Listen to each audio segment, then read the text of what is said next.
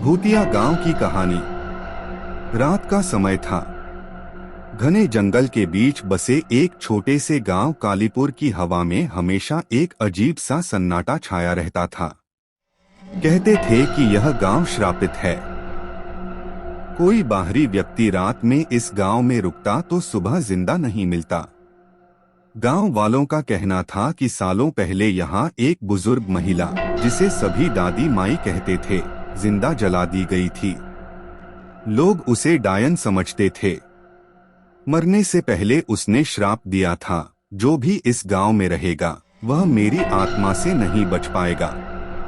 उस दिन गांव के एक युवा राहुल ने इस कहानी को झूठ मानकर अपने दोस्तों के साथ गांव में रुकने की ठानी। वे सभी हंसते हुए बोले, क्या भूत प्रेत जैसी कोई चीज होती है। रात गहरी हो रही थी।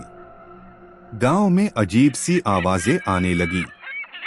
राहुल और उसके दोस्तों ने देखा कि एक काली छाया बार बार उनके पास से गुजर रही थी। जब उन्होंने हिम्मत जुटाकर छाया का पीछा किया तो वे गांव के श्मशान घाट पर पहुंच गए। वहां एक पुराना पीपल का पेड़ था, जिसके नीचे एक टूटी हुई समाधि थी। राहुल ने ज्यों ही समाधि को छुआ, अचानक तेज हवा चलने लगी। उनकी टॉर्च अपने आप बंद हो गई।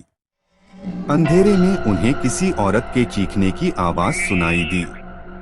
तुमने मेरी शांति भंग की है, अब तुम्हें इसकी कीमत चुकानी होगी।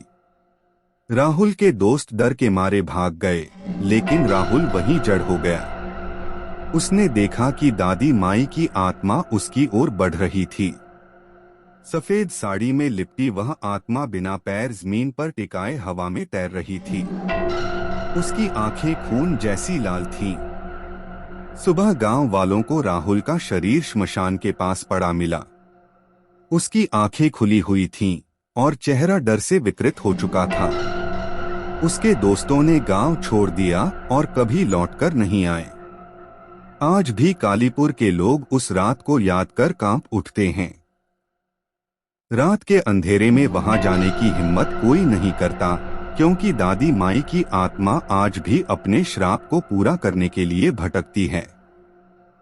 कहते हैं, जो कालीपुर गया वह कभी वापस नहीं आया।